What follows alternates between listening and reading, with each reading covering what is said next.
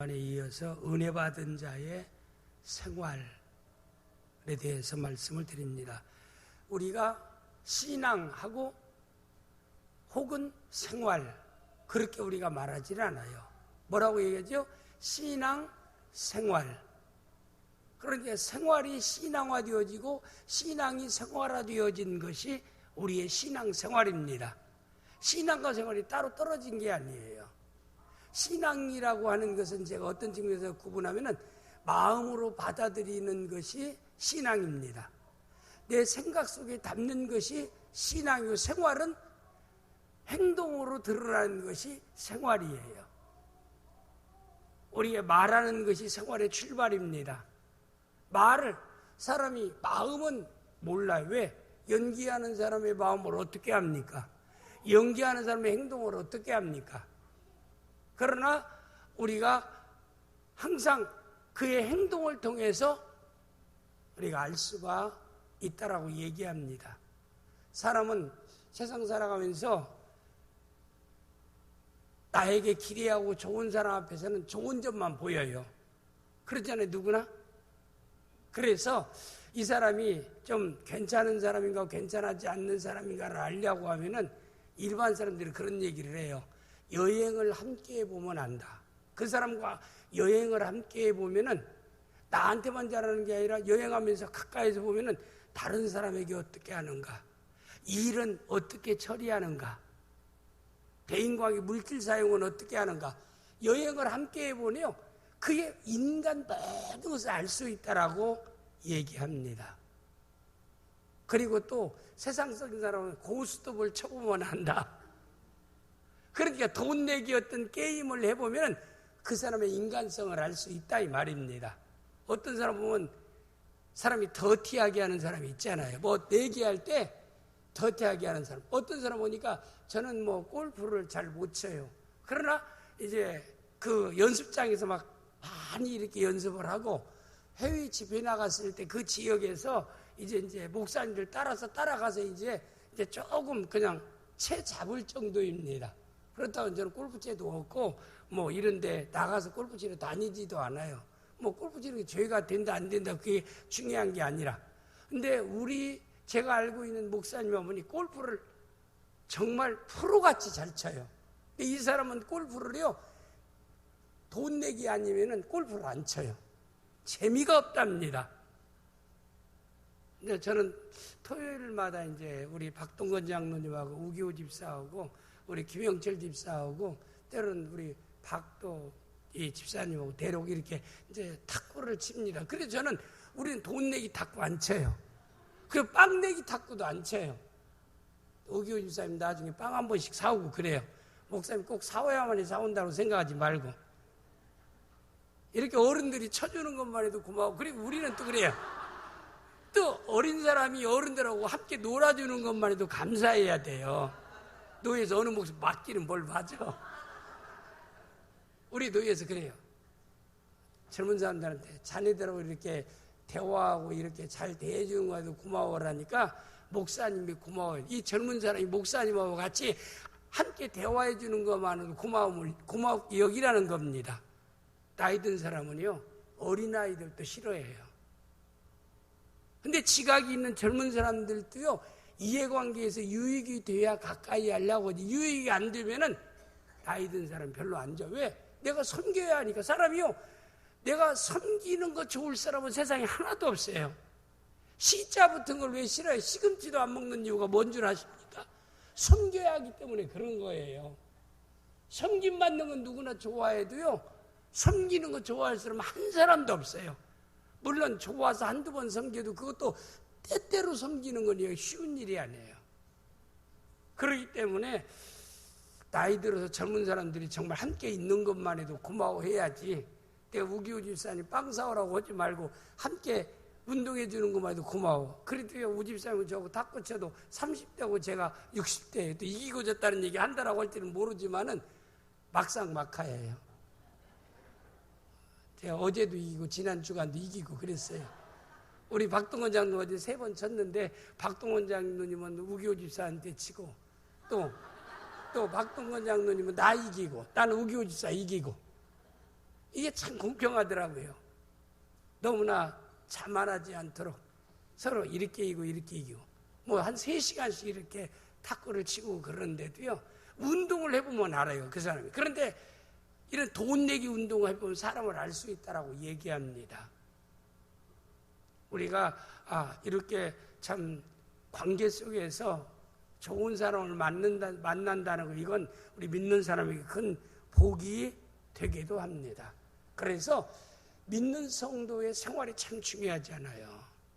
오늘 또 동사 목사님 낮에 설교할 때 부흥이 뭐냐? 하나님의 뜻이 생활 가운데 많이 성취되는 것, 하나님 말씀이 생활 가운데 많이 드러나는 것이 부흥이다. 양적인 부흥만을, 우리가 부흥하면, 저는 양적인 부흥만을 추구하는 목사 중에 하나입니다. 모든 게 풍성한 게 좋아요. 교인도 많은 게 좋아요. 거기에다가 제자화 되어지면 더 좋아요. 저는 교인들이요, 와서 졸고 있어도 좋아요. 왜? 얼마나 참 이렇게 예배에 참석한다는 게 쉬운 일이에요. 지금 오라고 해도 안 오는 사람이 얼마나 많아요. 근데 와서 또 안 들고 아멘하고 저렇게 웃고 잘 말씀 들으면 더 좋지요. 우리 권사님, 오늘은 좀 안 좋으시네. 설교만 시작하면 그때부터 감탄하셔서 입을 벌리셔. 지금 자기 말하는지도 지금 모를지도 몰라요. 그래도 괜찮아요. 이렇게 참석한다는 게 얼마나 감사한 일인가. 와서 저 예배 드리는 것만 해도 참 너무나 하나님께 감사하고 사랑스럽습니다. 제가 뭐 사랑스럽다고 하니까 좀 뭐 이상하게 생각하지 말고 정말이에요. 성도들이 이렇게 와서 예배 드리는 것만 봐도요, 정말이야, 사랑스럽고, 주여 그들에게 복을 주시옵소서, 은혜를 주시옵소서, 이렇게 간청합니다. 그래서 우리 생활 가운데 신앙생활이라는 걸 얘기하는 이유 중에 제가 설명하고 있어요. 신앙이라는 것은 지적인 요소이기도 해요. 신앙이라는 것은 생활이라는 것은 실천적인 행동의 요소입니다. 배가요, 우리가 나룻배를 우리가 저어갈 때 돛이 2개가 있어요. 그러면 한쪽만 계속 저으면 나가지를 못해. 빙빙빙 도는 거지. 똑같이 저을 때 목적지로 가는 것처럼 올바른 마음과 지적인 요소와 감정적 요소를 갖추는 것이 신앙생활에 중요한 거예요. 올바로 안다는 게 중요하니까. 로마서 10장 2절에 이 백성이 하나님께 열심은 있으나 하나님의 뜻 지식을 쫓는 것이 아니다. 호세아서가 이 백성이 지식이 없으므로 망하는 거다. 이단에 빠진 사람들은 열정은 우리보다 더 많아요. 열심은 우리보다 더 많아요. 그런데 그들은 올바로 성경적으로 올바른 신앙을 그들은 지적으로 받아들이지 못하고 있다는 거예요. 그렇기 때문에 우리가 신앙생활에서 지적인 요소, 올바른 하나님의 말씀을 마음에 담는다는 건 너무나 소중합니다. 그러나 내 마음속에 하나님 말씀을 담는 것으로 끝나서는 안 돼요. 옳고 그름을 내가 깨닫는 것으로 끝나는 게 아니라 옳은 걸 깨달았으면 옳은 삶을 살아야 돼요. 사랑을 깨달았으면 사랑을 실천해야 돼요. 겸손을 깨달았으면 겸손한 삶을 살아야 됩니다. 온유함을 깨달았으면 온유한 삶을 살아야 됩니다. 인내를 깨달았으면 인내 좋은 줄 깨달았으면 인내의 삶을 살아야 합니다. 그게 신앙생활이에요. 그래서 저는 성도들이 신앙생활할 때 가장 소중한 것이 뭐냐? 복음을 올바로 내가 듣고 마음에 담는 것, 입술로 고백하는 것, 이게 가장 소중하다. 마태복음 16장 15절에 예수님이 빌립보 지역에서 복음을 증거하고 많은 능력을 행하고 난 뒤에 그 지역 사람들에게 제자에게 쟤들이 나를 누구라고 하느냐? 어떤 사람은 세례 요한이라고 합니다. 왜? 회개하라고 외치니까. 어떤 사람은 에레미야라고, 백성들을 불쌍히 여기고 눈물을 흘리니까 에레미야라고. 어떤 사람은 하늘에 올라간 엘리야라고 합니다. 왜? 능력 나타내니까. 어떤 사람은 선지자 중에 하나라고 얘기하는 사람도 있습니다. 왜? 선지자들이 하는 하나님 뜻을 예수님이 전달하니까. 그럴 때 예수님은 제자들을 향해서 빌립보 지역 사람들이 내가 하는 복음 증거하고 행동하는 것을 보고 무엇하고 나를 보느냐가 중요한 게 아니라 제자인 너희는 나를 누구라고 하느냐. 이게 참 중요하잖아요. 다른 사람이 어떻게 보느냐가 아니라 내가 어떻게 보느냐, 이게 중요하지 않아요. 생활 가운데 항상 어떤 중심은 나이지 않아요. 아브라함이 믿음을 따라 축복을 받았다, 우리 안다는 건 중요하지만 중요한 건 하나님이 오늘의 아브라함이 내가 되라 이 말입니다. 이게 중요하잖아요. 아브라함에 대해서 아무리 믿음 좋은 걸 100번 들었으면 뭐예요? 내가 아브라함처럼 믿음 좋은 사람이 되어야지. 내가 믿음 있는 사람이 되어야지. 항상 내가 중요한 거라 이 말입니다. 로고스로 기록된 하나님 말씀, 객관적으로 우리가 선포된 하나님 말씀이 어느 날 내 마음속에 와 닿기 시작합니다. 내 마음을 흔들어 놓기 시작하는 거예요. 눈물 콧물 흘리게도 합니다. 감격하게도 합니다. 그 말씀으로 이렇게 들려지는 것은 뭐냐면은 레마의 말씀으로 나에게 다가오는 겁니다. 그게 하나님 말씀에 은혜 받았다라고 하는 점이라 이 말입니다. 신앙생활인데 우리 개인이 굉장히 중요해요. 그래서 예수님은 이 빌립보 지역 사람들이 내가 복음 증거하고 능력 행하는 것 가지고 무엇이라고 뭐라고 하는 게 중요한 게 아니라 제자인 너희는 나를 누구라고 너희들이 보고 고백하느냐. 요한 아들 시몬이 마태복음 16장 16절에서 주는 그리스도시요 살아계신 하나님의 아들이시니이다. 그래 예수님이 바요나 시몬아 내가 복이 있도다. 이를 알게 하니는 혈육이 아니라 하늘에 계신 내 아버지께서 너에게 그렇게 깨닫게 하는 은혜를 너에게 주신 것이다. 예수를 그리스도로 고백할 수 있는 신앙 고백의 놀라운 하나님의 자녀되고 백성 되어진 놀라운 신앙 고백은 내가 지식을 통해서 배움을 통해서 깨달아지는 게 아니라 하나님이 믿어지는 은혜를 주셔야 될 줄을 믿습니다. 믿는 성도의 최고의 기적의 은혜는 예수 믿어지는 거예요. 그보다 더 큰 능력은 없어요. 나사로 죽었다 살아서 또 죽었어요. 히스기야 죽었다 살았지만 또 죽었어요.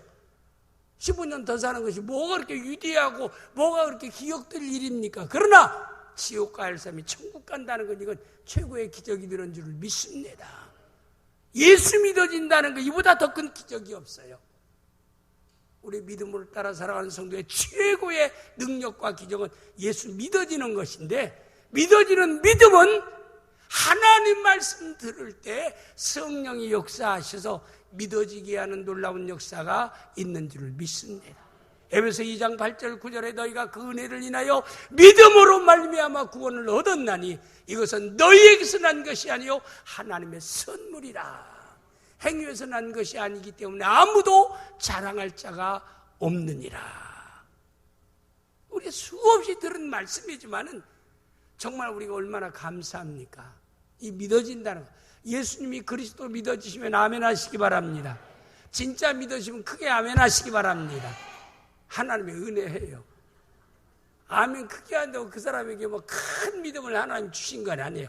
이건 다 똑같아요. 다. 왜? 자녀 되는 믿음은 다 똑같아요. 천국 가는 것은 다 똑같다 이 말입니다. 그런 위대한 고백을 했던 베드로가요, 마태복음 26장에 보면은 예수님이 그랬어요. 너희가 다 내가 고난당하고 십자가에서 죽으리라. 너희가 다 나를 부인하고 떠나리라. 그럴 때 베드로가 나서서 예수님, 다른 제자가 예수님을 배신하고 다 떠날지라도 나는 결단코 예수님을 떠나지 않겠나이다. 여러분이요, 다른 사람을 자꾸 너무나 그렇게 비하하면 안 돼요. 다른 사람은 다 떠날지라도, 아니 떠나고 말지를 자기가 어떻게 알아? 지가 지 마음도 모르면서 참난 주제 넘은 사람들을 많이 봐요. 아니 자기나 결단하고 자기나 말하면 왜 다른 사람까지도 지가, 다른 사람이 다 예수를 배신하고 떠날지라도 나는 결단코 예수님을 배신하고 떠나지 않겠나이다. 예수님은 예지력을 가지신 예수님이 내가 다 굴기 전에 나를 3번 부인하리라. 예수님은 미래를 아시는 분이에요. 근데 베드로의 그 고백은 진짜 고백입니다. 그게 의심스러운 고백이 아니에요. 정말 저는 예수님께 은혜 받았어요. 예수님이 그리스도의 하나님의 아들이심을 내가 고백했기 때문에 내가 어떤 시험과 어려움 당해도 예수님 떠나지 않겠나이다. 그 예수님의 결단과 고백은 부인할 이유가 없는 사실 인정할 수 있는 거예요. 그런데 예수님 말씀대로 예수를 따르면은 생명의 위협을 느끼는, 예수님을 따르면 엄청난 이 땅에서의 불이익을 당하는 그런 절박한 상황에 처하게 되니까 마태복음 26장 27절 말씀에 보면은 베드로가 예수님이 십자가에 못 박히기 전에 잡혀가서 신문 받을 때 사람들이 베드로는 가까이 따라가지도 않았어요. 다른 제자들은 도망가고 베드로는 멀리서 예수님을 따라갑니다. 그리고 빌라도 법정에 재판받는 그 장소에서 날씨가 좀 추웠는가 봐요. 불을 이렇게 모닥불을 피워놓고 저 재판을 진행하고 있고 베드로는 모닥불을 쬐면서 예수님이 어떻게 말씀하고 어떤 재판을 받는가 하고 가만히 쳐다보고 있을 때입니다. 사람들이 고발해요. 여기 있는 이 사람도 저분과 함께 있던 사람입니다 하니까 함께 있는 사람이 아니라고 그래요. 아니 내가 분명히 저 사람이 예수님과 딱 일하던 사람이니까 그가 결코 그런 일이 없다라고 얘기합니다. 아니라고 틀림없이 이 사람이라고 어린아이가 얘기하니까 마태복음 26장 27절에 보면은 예수님을 저주하면서 맹세하니라 그랬어요. 마태복음 16장에서 베드로의 고백과 26장 27절의 베드로의 행동을 보세요. 이럴 수 있다라고 생각하십니까? 근데 이럴 수 있어요. 이래서는 안 되지만 당장에 목숨이 두 개도 아니고 하나예요. 예수님은 힘없이 잡혀서 신문받고 있고 오염당하고 있습니다. 내가 예수님 당이라고 하면, 예수님과 함께 있던 제자라고 얘기하면 함께 자기도 잡혀서 신문받을 수 있다는 것 때문에 예수님을 저주하면서까지 예수님을 부인합니다. 그러고 나니까 다구는 소리가 들려요. 그때 다구는 소리에 베드로가 깨달았어요.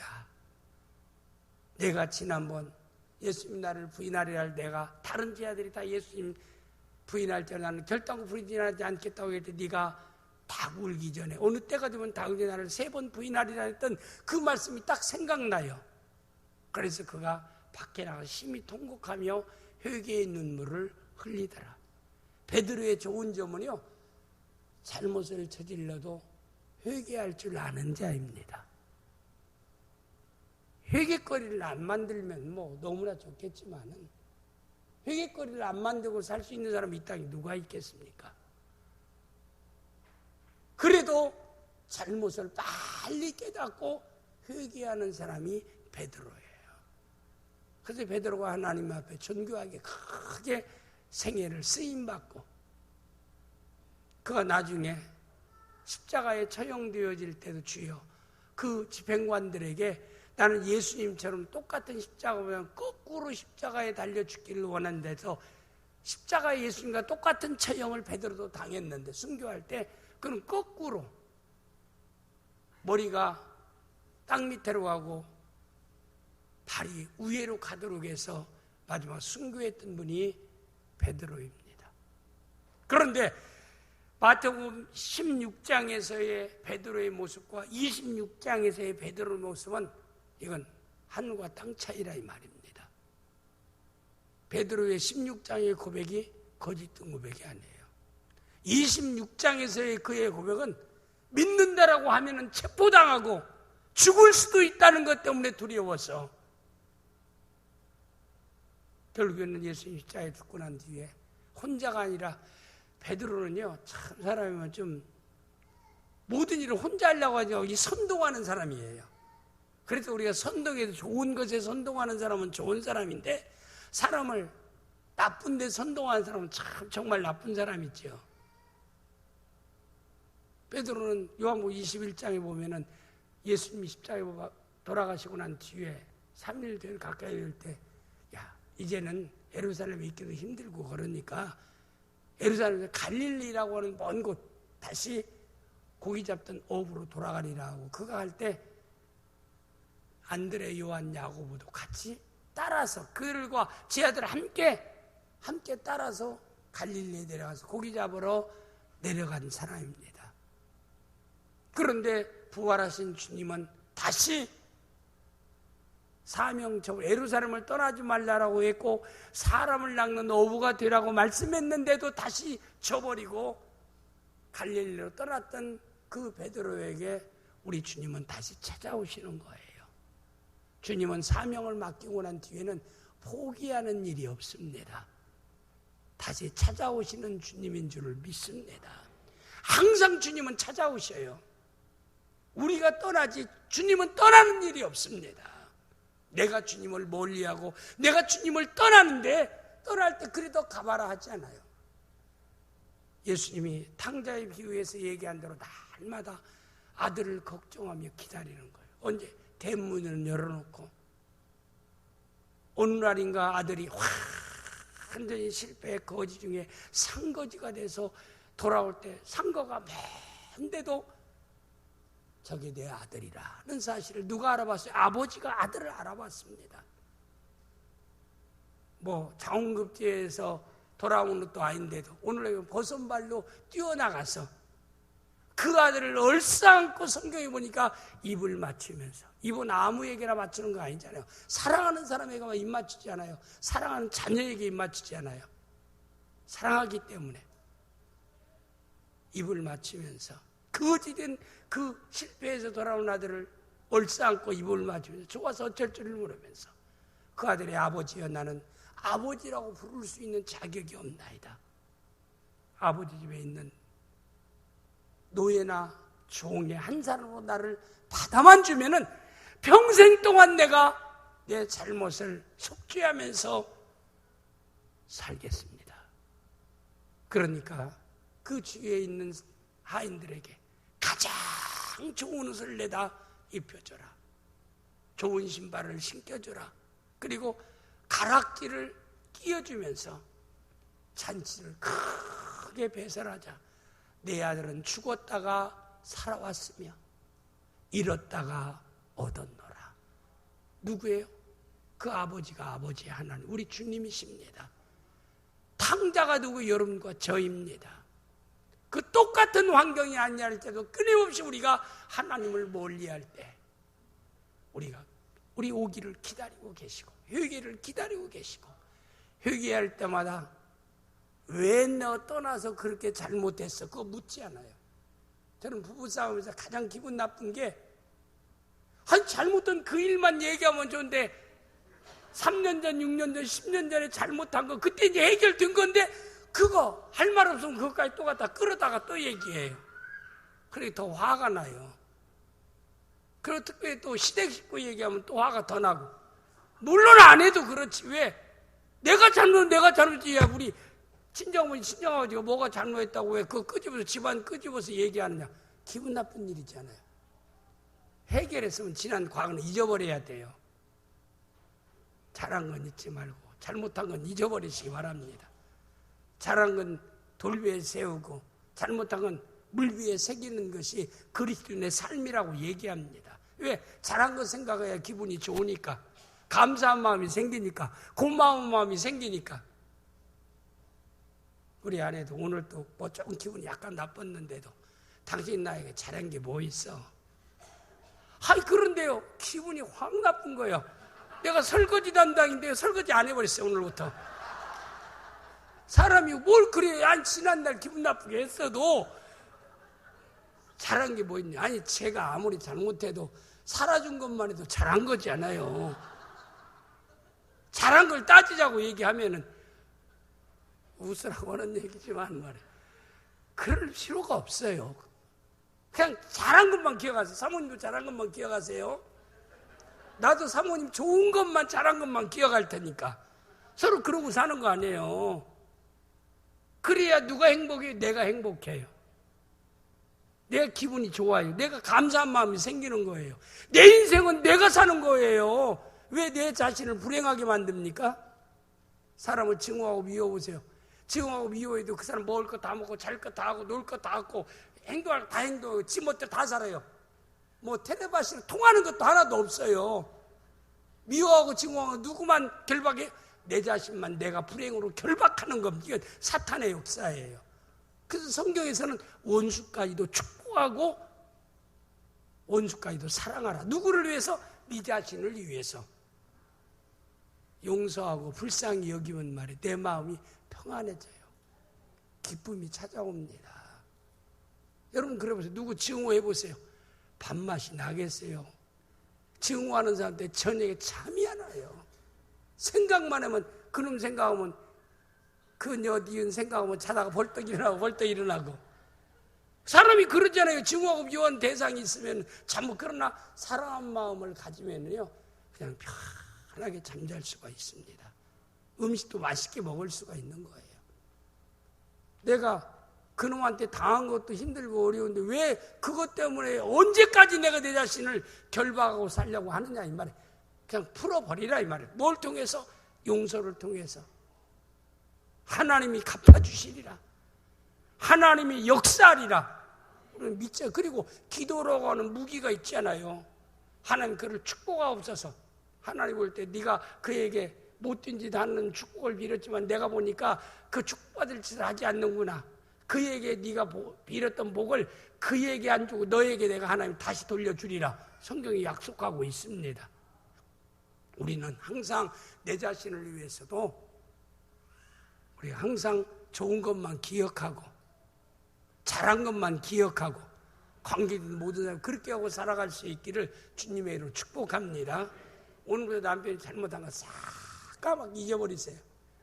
내가 지난날 아니 당신이 그렇게 잘못한지 나는 기억도 안 해. 지난날 내가 이거 잘못한 아니 나는 기억도 안 난다니까. 당신이 잘해준 거 이것 잘해주고 저것 잘해주고 잘해준 것만 기억하고 살면 남편이 기분 좋아갖고요 숨겨놓은 용돈도 빼서 주는 거예요. 기분 나쁘게 하면 하던 짓도 안 해요. 네가 해라. 그럼 누가 손해요? 서로 손해예요. 그렇게 신경질 낸 놈도 손해고 그리고 또 그것 때문에 또 그 가정적인 어려움 당한 것도 손해고 그렇게 살 이유는 없다 이 말입니다. 여러분과 저는 우리의 믿음생활 신앙생활 가운데서 가장 소중한 요소가 우리가 은혜 받아야 은혜 받은 만큼 생활한다는 걸 얘기하는 건데 베드로가 그런 위기에 처할 때 육신적인 위기에 처할 때 예수를 저주하고 맹세하며 떠났던 것은 예수 안 믿어서가 아니에요. 믿음이 부족하고 어떤 믿음이요? 은사적인 생활의 믿음이 부족하기 때문에 그런 겁니다. 믿음은 두 가지예요. 구원에 이르는 믿음이 있고 은사적인 생활의 믿음이 있어요. 그래서 예수님은 내 믿음이 크도다. 믿음이 적은 자들아. 크다 적다. 고린도서 12장 9절에 어떤 9가지 은사, 말씀의 지식의 은사, 말씀의 지혜의 은사, 영분별의 은사, 방언의 은사, 통역의 은사, 예언의 은사, 능력의 은사, 신유의 은사, 믿음의 은사를 9가지 은사를 얘기하면서 어떤 이에게는 성령으로 믿음을 이건 은사를 얘기하는 거예요. 그래서 우리는 하나님께 주여 나에게 큰 믿음을 은사로 주시옵소서. 그 큰 믿음의 은사는 기도라는 통로를 통해서 말씀이라는 통로를 통해서 그런 큰 믿음의 은사를 하나님께 받게 되는 겁니다. 그래서 마가의 오순절 다락방에 베드로가 와서 그때 은혜를 받아요. 성령 충만함을 잊게 됩니다. 은혜 충만함을 잊게 됩니다. 그리고 난 뒤에 베드로가 변하는 거예요. 나가서 복음을 증거하는데 잡혀왔어요. 관원들이 복음 증거하면 야고보사도 처형됐고 스데반도 처형했기 때문에 베드로 너도 처형시키겠다. 이 시간 이후로 복음을 전하지 말라라고 베드로에게 얘기하면 옛날 같으면 죽음이 두려워서 예수님 저주하면서 맹세하며 부인했던 마태복음 26장이 부인했던 베드로가 오순절날 은혜 충만받고 성령 충만받고 난 뒤에 베드로의 삶이 어떻게 된 줄 아십니까? 너 복음 전하면 죽이겠다라고 얘기하니까 그래요. 육신의 생명을 죽이는 자를 내가 무서워하고 두려워해야 되겠는가? 영혼과 육신을 죽이고 멸하는 자를 두려워해야 되겠는가? 너희가 판단해보라. 내가 보고 듣고 체험한 바를 전하지 아니할 수 없노라. 보고 듣고 체험한 거, 이게 뭐예요? 성령 충만함입니다. 은혜 충만함입니다. 그래서 우리 믿는 성도, 그리고 나서 담대히 복음 증거에 나가서 또 복음을 증거하는 놀라운 역사가 있어서 한 번 회개를 촉구할 때 베드로서를 듣고 3,000명이 회개하고 예수 믿는 능력도 나타났습니다. 많은 유대인들에게 예수님이 그리스도임을 복음을 증거한 위대한 제자는 베드로 사도예요. 그리고 이방인들에게 예수님이 그리스도임을 증거하는 복음 증거했던 대표적인 사도가 사도 바울이고요. 기독교의 한국 그 세계 모든 교회의 양대 산맥 두 기둥이라면 베드로 사도와 바울 사도입니다. 그렇게 유대학에서, 그래서 캐토릭 같은 데서는 베드로의 그 상을 만들어 놨잖아요. 성모 마리아의 상과 베드로 상을 두 개 만들어 놨어요. 그 교황이나 모든 사람들은 항상 베드로의 계승자가 교황이라고 할 만큼 베드로를 그들은 굉장히 위대하게 높입니다. 우리 기독교에서는 베드로를 그렇게 높이진 않아요. 어떤 중보자의 역할이나 어떤 중요한 역할에 두진 않아요. 그러나 하나님 앞에 존귀하게 쓰임받은 제자 중에 한 사람이라고 얘기하는 데는 우리 똑같이 우리가 인정한다 이 말입니다. 똑같은 베드로인데 은혜를 받은 후와 받기 전에 삶이 다르더라 이 말입니다. 오늘도 마찬가지예요. 내가 몰라서 못하는 게 아닙니다. 우리가 은혜 충만하게 받으면, 성령 충만하면 우리가 믿음을 따라 살아가는 성도가 되어질 줄 믿습니다. 믿음을 따라 하나님이 기뻐하는 열매 있는 삶을 살아가는 성도가 되어질 줄 믿습니다. 그래서 지난 주일에 제가 이 데살로니가 교회 성도들을 항상 생각하고 하나님께 감사한 것은 그들이 말씀을 들을 때 그 복음의 말씀을 통해서 크게 은혜 받은 것을 생활 가운데 실천함을 내가 하나님 앞에 기억하고 감사한다. 그래서 첫 번째는 믿음.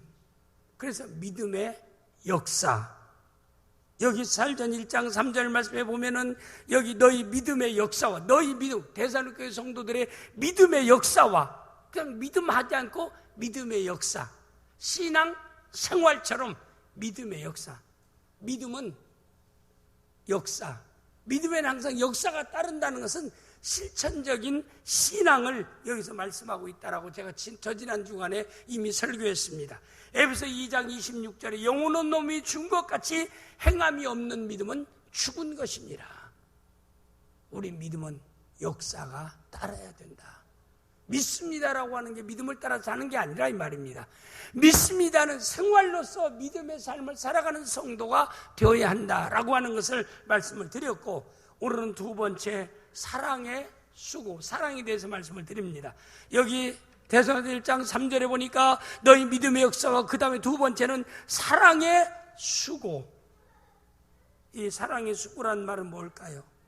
사랑은 항상 수고가 따른다라고 하는 것을 말씀하고 있는 것입니다.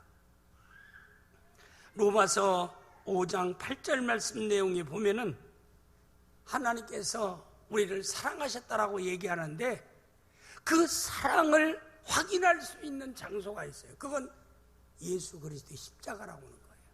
예수의 십자가를 볼 때마다 내가 죄로 인해서 받아야 할 심판과 저주를 하나님의 아들 예수 그리스도가 대신 죄를 짊어지고 그 심판과 저주 형벌을 담당하신 그 장소가 십자가입니다. 십자가를 볼 때마다 하나님이 나를 사랑하고 있구나, 하나님 나를 사랑하신 증거를 확인하는 장소가 예수님의 십자가라고 얘기했습니다. 우리 다 같이 시작. 우리가 아직 죄인 되었을 때 그리스도께서 우리를 위하여 죽으심으로 하나님께 우리에 대한 자기의 사랑을 확증하셨느니라. 그러니까 하나님이 우리를 사랑하시는 것을 확인할 수 있는 장소가 어디라고요? 골고다산 예수의 십자가라 이 말입니다. 십자가를 볼 때마다 하나님이 나를 사랑하셨다라고 하는 사실을, 사랑하고 있다는 사실을 항상 우리가 인식하고 바로 깨닫고 하나님께 감사하며 살아가는 성도들이 되어질 수 있기를 주님의 이름으로 축복합니다. 사랑에는 수고, 생명을 나를 위해서 내어주는 십자가에서 나를 위해서 그 고난당하시는 머리에 가시고 한 양손 양발에 또 못을 박히시고 옆구리에 창을 찔리시고 많은 매를 맞으신 것은 내가 죄로 인해서 받아야 할 심판과 저주와 형벌을 예수님이 대신 담당하신 것이다. 짊어지신 것이다. 이것이 하나님 우리를 사랑하신 증거라고 성경에서 분명히 우리에게 말씀하고 있습니다. 그래서 사랑은 항상 이렇게 수고, 요한복음 3장 16절에서 하나님이 세상을 이처럼 사랑하사 독생자를 주셨으니, 이 주셨다는 거, 이건 항상 사랑에는 물론 사랑을 드러내는 것, 입술로 내가 사랑합니다, 이것도 사랑에 대한 하나의 사랑을 표현하는 요소 중에 하나입니다. 그러나 입술로는 사랑한다면서 행동으로 사랑하지 않는 짓을 하면 그건 더 배신감만 느끼는 거예요. 야, 말이나 하지 마라, 너 사람을 이렇게 화나게 만드냐. 그런데 사랑한다고 사랑하는 행동은 얼마나 좋아요. 한국 사람들은 참 이렇게 말 표현이 좀 아무래도 유교적인 그런 사상이 있어요. 지금 젊은이들은 그러지 않지만 우리 시대만 해도요, 참 지금도 제 나이에 아내 손잡고 다니기가 멋쩍어요. 어디 가서 손잡고 싶어도 못 잡아요. 멋쩍어서. 항상 하면은 항상 앞에 가고 뒤에 가고, 식당에 가서도 앞에 가고 뒤에 가고. 근데 식당 가서 식당 그 주인들이 딱 보면 이게 애인인지 아내인지를요, 척 보면 안 돼요. 그럼 왜 이렇게 아내 아닌 사람들한테 친절하게 그렇게 잘하는 남자가 어떻게 그것도 자기 아내에게 그런지, 그건 참 이해되지 않는 요소 중에 하나고 수수께끼 중에 하나인데, 뭐 믿는 사람들은 그러지 않겠지요. 안 믿는 세계에서 그렇지. 사랑이라는 것은 뭡니까? 입술로 고백도 해야 돼요. 다 눈만 껌뻑껌뻑이도 안다라고 하는데요, 눈만 껌뻑거려서 어떻게 다 알겠습니까? 그냥 고백을 하는 게 좋아요. 감사합니다. 내가 정말 당신하고 결혼하기에 참 잘한 것 같아. 거짓말 같아도요, 기분이 나쁘진 않아요. 그렇지 않아요? 내 당신을 친구로 둔 것이다, 참 인생의 선택 가운데 잘한 선택 같아 하면 그 친구한테 얼마나 고마운 마음이 들겠어요. 마찬가지 어디나. 자, 우리 권사님과 위대에 나온 게 신앙생활 한다는 게 정말 나는 너무나 감사해. 그럼 기분이 좋잖아요. 아이고, 네가 떠났더니 내가 떠났더니 둘째 하나 해야지. 야, 지겨워서 너만 보면 은혜 받았다고 떨어져. 그래서 되겠어요. 그렇게 할 수 있으면 우리는 입술로 이렇게 사랑을 고백하는 게 소중하지만, 더 소중한 것은 뭐가 따라야 돼요? 수고가 따르는 행동이 따라야 된다, 이 말입니다. 대성교 성도들은 은혜 받으니까 행동이 따랐다. 사랑의 수고, 실전적인 사랑이다. 그래서 하나님께서 우리를 사랑한 것도 이렇게 십자가를 통해서 수고를 행동으로 직접 우리에게 확증하셨다, 보여주셨다라고 말씀하고 있어요. 누가복음 10장 30절에서 37절까지, 33절에서 35절까지의 말씀 내용이 보면은 어떤 말씀이 나오냐면은, 예수님께서 어떤 한 사람이 와서 예수님, 내가 어떻게 영생을 얻고 어떻게 해야 구원을 얻으니까 얘기하니까 계명대로 살라. 계명이 뭐냐? 마음과 뜻과 정성을 더하여 10장 20절 때 내 마음과 내 뜻과 내 정성을 다하여, 내 마음을 다하고 목숨을 다하고 힘을 다하여 주 너희 하나님을 사랑하고 또 내 이웃을 내 몸과 같이 사랑하는 것이다 그랬어요.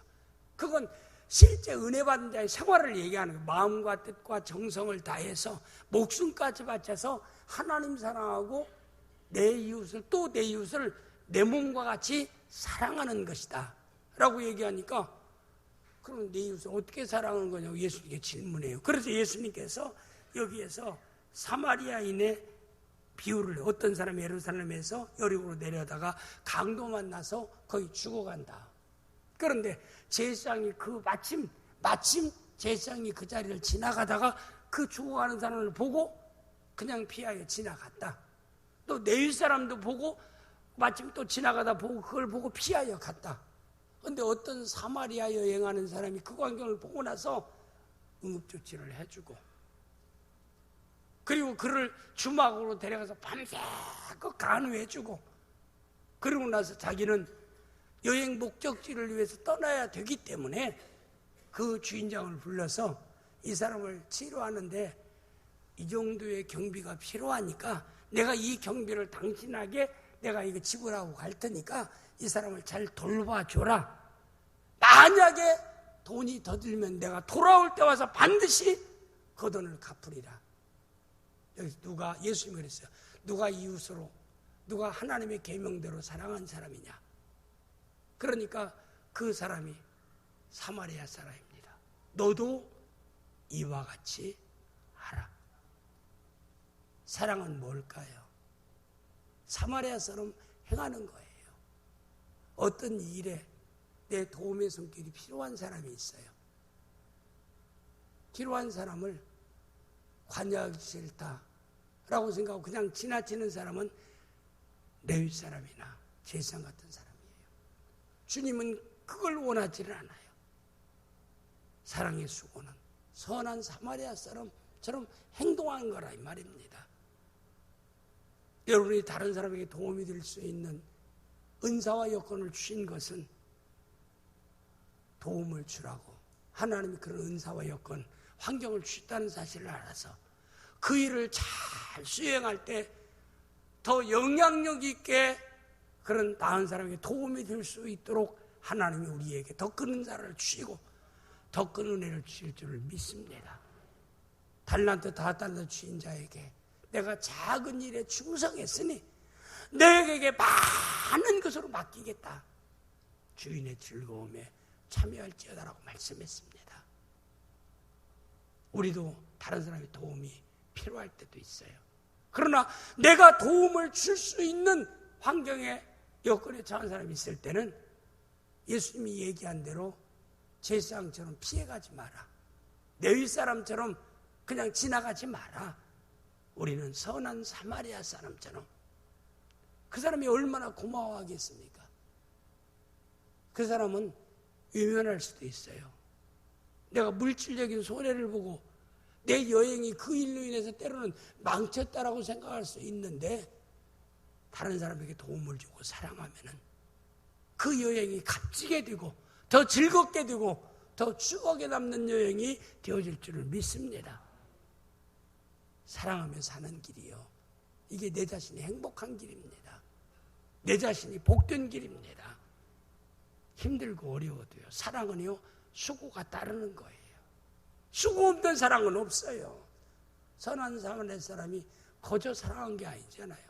죽어가는 사람을 응급조치하고, 응급조치하는 데는 내 돈이 필요한 거라 이 말입니다.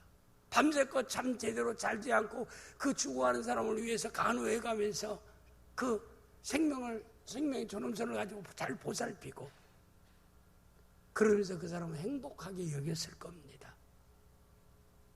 하나님이 그들에게, 그 사람에게 더 큰 은혜와 복을 주시지 않겠습니까? 우리 낙원교회 성도들은 지나간 제사장 되지 말고, 그냥 지나쳤던 내 윗사람 되지 말고 선한 사마리아 사람처럼 사랑에 수고하는, 그래서 은혜 받은 자의 열매를 맺으며 살아가는 우리 모든 성도들이 되어질 수 있기를 주님의 이름으로 축복합니다. 기도하겠습니다. 아버지,